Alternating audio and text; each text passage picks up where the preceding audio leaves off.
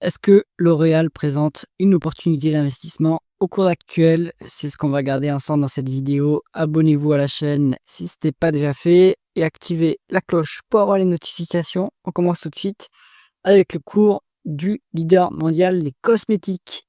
Donc, ça a quand même bien décroché depuis les plus hauts de juin 2024. On était à 450 euros. C'est allé jusqu'à 311 euros. Bon, ça fait quand même une bonne perte, hein. Ça fait plus de 30 là. C'est ce qui se passe, en fait, quand on est sur des sociétés qui ont des multiples élevés. Dès qu'il y a une déception, ça s'écroule, hein. Donc là, c'est plus le cas pour L'Oréal, mais on a quand même un rebond assez intéressant depuis quelque temps.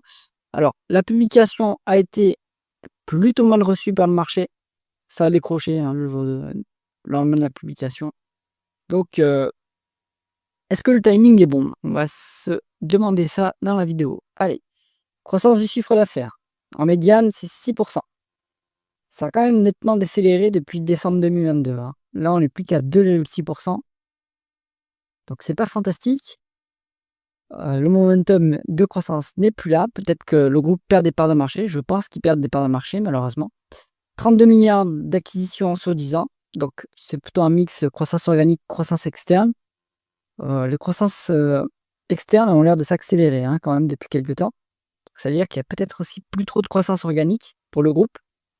On va regarder les taux de marge. Le taux de marge, donc très élevé, hein, 74%, c'est superbe. Ça a augmenté, hein, légèrement augmenté depuis 10 ans. Taux de marge, l'EBITDA, lui, il a augmenté aussi. Donc c'est bien. On maintient l'efficience opérationnelle. 22,5%, c'est très très bien aussi. On est à 14% de taux de marge net. Et en termes de free cash flow, hop, c'est au-dessus. Ça dépend des périodes, hein. Il y a des périodes où on a moins de free cash flow que de bénéfices nets, donc dépenses capitales plus élevées. Mais globalement, c'est 17% de free cash flow, des marges de free cash flow à juin 2025 sur 12 mois glissants. C'est plutôt une bonne performance. Donc L'Oréal, c'est très très bien géré.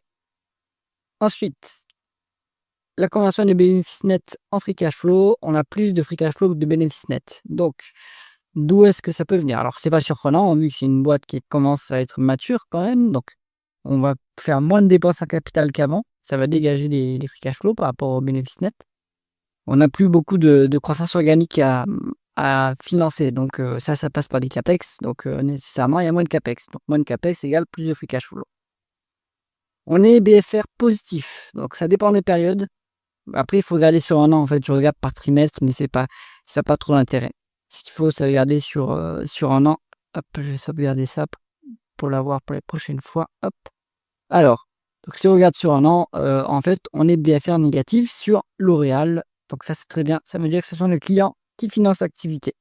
Si on regarde la variation sur 12 mois, la variation cumulée, pardon, c'est moins 1,4 milliard sur 10 ans. Donc ça s'est amélioré en plus. Donc très bien, hein, L'Oréal n'a pas besoin d'injecter de cash dans ses opérations. Ce sont directement les clients qui financent. Très bien. Dépréciation, amortissement et vs dépenses en capital et other non-cash items. Donc on a des capex qui sont légèrement plus élevés que les dépréciations amortissements, mais on a aussi 14 milliards 900 millions de other non-cash items. Donc qu'est-ce qu'il y a là-dedans? Il faut aller voir un tableau de flux de trésorerie, mais ça évidemment, ça vient gonfler le free cash flow, hein, parce que c'est de la dépense non cash comme le nom l'indique. Donc là, on retrouve, vous avez quoi là, 5 milliards ici, plus 15 milliards ici, hein, grosso modo, 20 milliards. On retrouve un peu plus que la différence qu'il y a ici. Bon, il faut aller dans un tableau de trésorerie pour savoir ce qui se passe. En tout cas, pour valoriser L'Oréal entre les bénéfices nets et les free cash flow, il vaut mieux utiliser les free cash flow parce que la société commence à être un peu plus mature maintenant. Au niveau de la rentabilité opérationnelle, on a une médiane de rendement des capitaux investis de 14%, qui est très élevé, 16,5% à l'heure actuelle. Très bien. Donc, forte rentabilité, hein, du groupe, 16,5, c'est quand même vraiment pas mal, une bonne performance. C'est pas hyper intensif en capital, je pense, cette activité, mais tout de même, c'est quand même élevé, hein. Et c'est nettement plus élevé que la croissance organique. Donc, ça veut dire qu'on peut s'autofinancer et après l'excès de cash, on peut faire des acquisitions, le rendre aux actionnaires, se désendetter, etc. Au niveau de l'endettement du groupe, c'est ici, pardon, hop, une dette nette à 9,9 milliards. Alors, excusez-moi, une dette nette à 4 milliards, c'est la moitié de l'EBITDA. Donc, aucun problème sur la dette. C'est un peu plus que la moitié des free cash flow, mais guère plus. Donc, la dette est complètement sous contrôle. Ça monte quand ils font des acquisitions. Assez, voilà, ils font des acquisitions assez régulièrement, mais malgré cela, ils arrivent à avoir un niveau qui est complètement soutenable, hein, et ça vient de la très forte rentabilité du groupe. Ensuite, au niveau de la rémunération des actionnaires, hop, on a un dividende qui est globalement en croissance, sauf période exceptionnelle. En fait, ils ont coupé ici les dividendes, comme la plupart des entreprises du CAC 40, et puis en fait, ils ont compensé en le doublant l'année suivante. Maintenant, on revient sur la tendance qui a des lieux avant, et on en est maintenant sur 3,850 milliards, ce qui vous donne un rendement du dividende qui est un peu en dessous de 2%, mais il y a des rachats d'actions. Est-ce que ces actions sont annulées? Je le pense, il faut regarder, mais je pense. Donc ça vous donne un rendement de l'actionnaire de 2,4%. Dividende soutenable, on est à la moitié des free cash flow. Et donc un peu de rachat d'actions en plus pour booster cette rentabilité de l'actionnaire. Très bien, 2,4%, c'est pas mal. Et ça va augmenter, il y a encore de la place. Ensuite, au niveau de la valorisation, on se trouve sur une valorisation. Je pense que le profil du groupe a un peu changé. Au début de la période, on était encore sur un multiple en expansion. Je pense que si on zoome sur les 5 dernières années, la médiane était à 25%. Je pense qu'il y a eu, allez, il faut quand même être plus conservateur. Là, je pense qu'il y a eu de l'excès, hein, sur les 5 dernières années.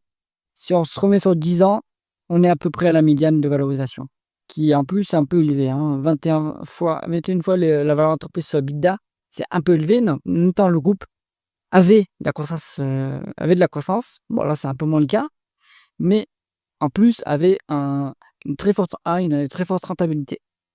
Donc là, on se paye pas si cher, hein. On se paye comme en 2020.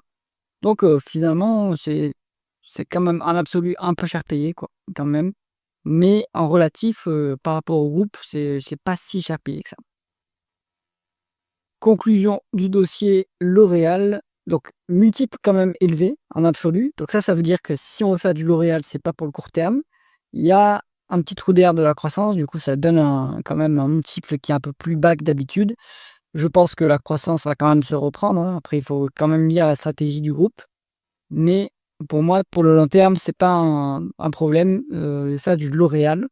C'est pas un conseil en investissement, évidemment. Faites votre propre analyse et vos propres recherches. J'espère que cette vidéo vous a intéressé. Si c'est le cas, mettez un pouce vers le haut et pensez à vous abonner à la chaîne. À bientôt.